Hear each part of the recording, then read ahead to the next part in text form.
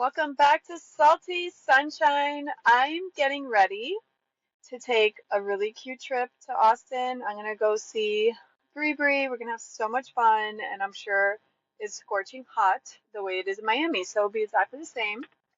Um, Less all the wind because we have more wind here in Miami, I think. So I'm gonna do a solo real quick. I'm out running errands, so I'm just like earpods in. Let's talk some shiz. I just heard the Khloe Kardashian Wonderland podcast. I don't listen to because unless there's somebody I like or a topic I want to listen to because all these celebrities doing podcasts and they just kind of regurgitate the same quote unquote professionals. I'm not into it. I don't need to hear the same thing over and over, you know, with the same people that are like circling the podcast train. So that's not interesting to me. And, they keep it very surface. But Kourtney Kardashian is the first sister that's on her podcast. And I'm a huge Kourtney fan. I'm going to talk some shit about her right now, but I'm still a big fan. She's my favorite. She's the most down to earth. She's an Aries. I'm an Aries. I feel like we're super similar. She's like no BS type of thing. And she's confident and she doesn't give a F. So I like that. But she can get a little ridiculous. I mean, we all can. But with her parenting crap and her tongue down her husband's throat all day in public drives me nuts. So I don't agree with those things. But so she was on Khloe's podcast, and basically these are the few things she said that really, really made me chuckle. And I just can't help thinking, let me be ridiculous. Like her brand is Lemme. It's like, oh, let me be a little ridiculous is the vibe that Kourtney was going for. So basically, one of the things she said is that she shares a room with her baby, with her and Travis's baby. I think his name is Rocky. And Chloe's like, is he ever going to have his own room? She's like, well, sure, eventually. But okay, so she shares a room, which isn't a big deal, I guess, because their rooms are like the size of our house. And so it's a huge space. So, okay, fine, that makes sense. So the baby won't be like all the way in, like down the hall, fine. But what she said was really funny. When the baby takes a nap, could be 3 hours, she holds him the entire time. Talk about unrelatable. First of all, even with all the money in the world, I'm not holding a baby while he's napping. That's silly. Like, why would I do that? But, you know, apart from that, everybody has to work and have things to do. Like, you don't have time for that. Even if you want to do that, which I don't know why you would want to do that. I find that absurd. So she wants to spend as much time with her baby as possible. And I think that when we get older, people get a little weird, and I think this is a little weird. So that was one thing she said. And then she said that she does like because she said she has 7 kids because she has her three, no wait, her four, and then Travis's three. And so she says she has 7 kids, and she does this method called, what does she call it?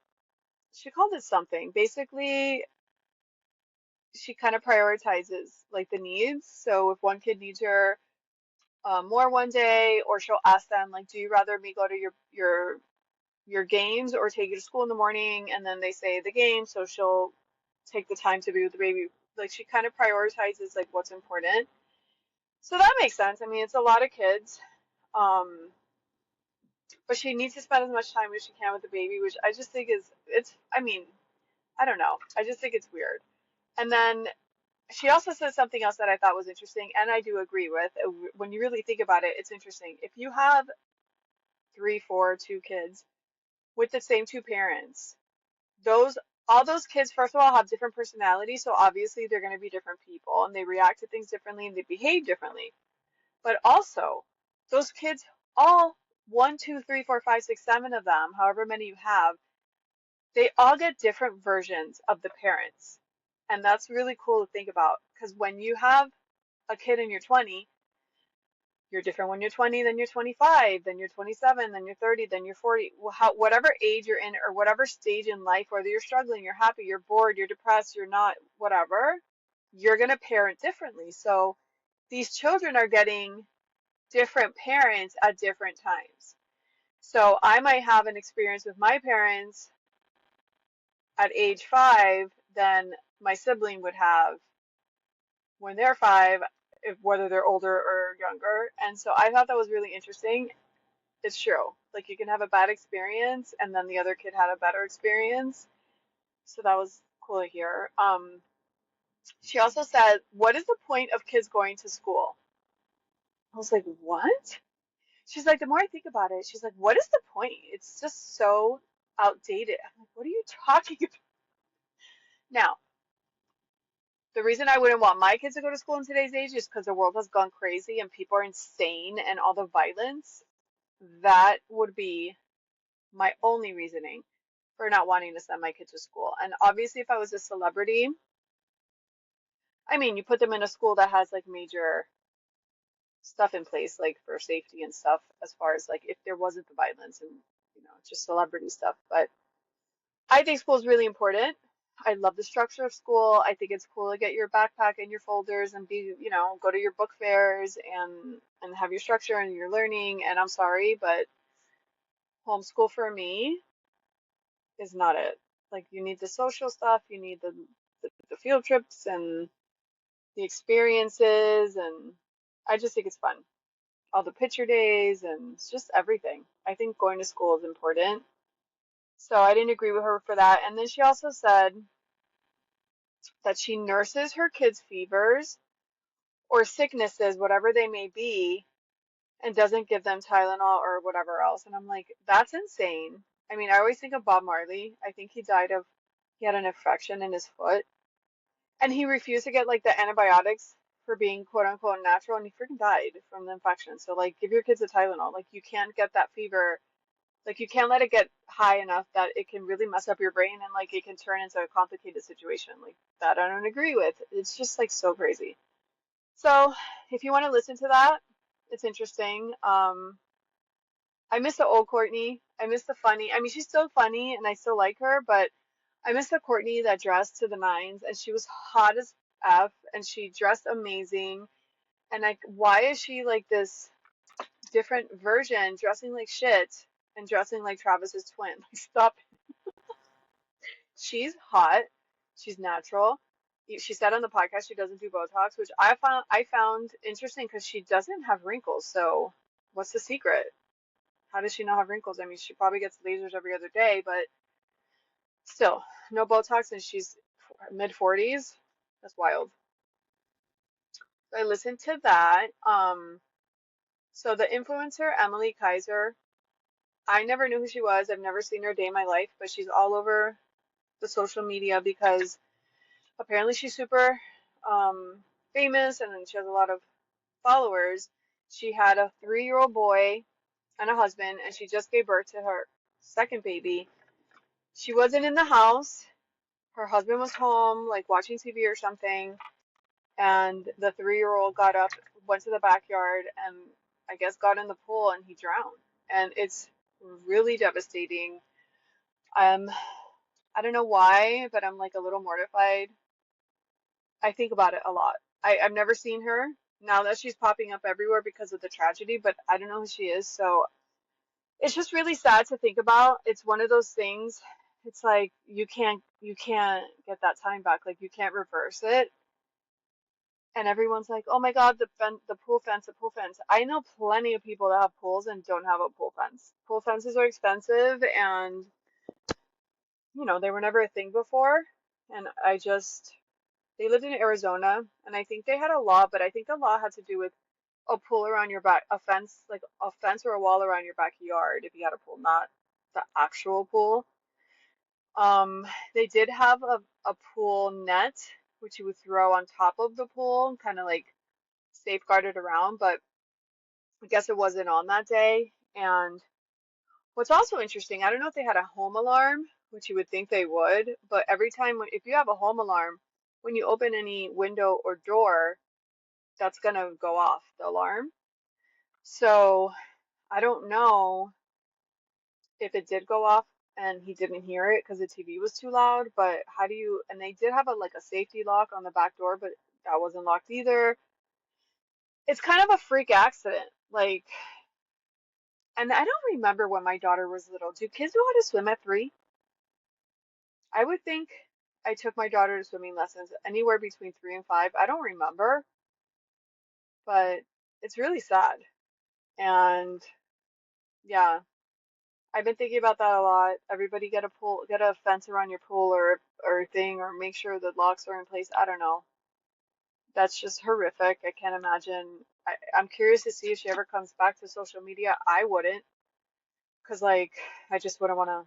I don't know. And I'm curious to see if they stay married, because that happens. If a tragedy like that happens, like it's never the same. And I feel grief. You freak out at the beginning, but then it kind of comes in waves. So you might wake up one day and like you're messed up like for that whole month, or it just comes in waves. I do know this. I have a girl I went to high school with, and she had, I think, two kids, a girl and a boy, and the girl was like on a boat one of these holiday weekends, these long weekends, maybe like a Memorial weekend, like this weekend, and the parents were not in it. She went with friends. This happened in Miami, and they crashed into something, and the daughter died. And I think the other one might have died. There was like two or three injured girls. The other one might have died, or she was like in a coma, and then like she was never the same. But it's really sad. They did stay married, and they have like a foundation, and they turned the memory of their daughter into a really positive thing, but it can go the other way, you know? So that's really sad. I I went to lunch with a girlfriend the other day. Well, a girlfriend I know from work, and I don't know her very well, so we're out eating pizza. And I just put this story on social because I thought it was so funny. She was dating this guy for 3 months. She's young, she's like 24. And they dated, like, they went out like twice a week for 3 months. So that's pretty substantial. Like, that means it's heading somewhere, right?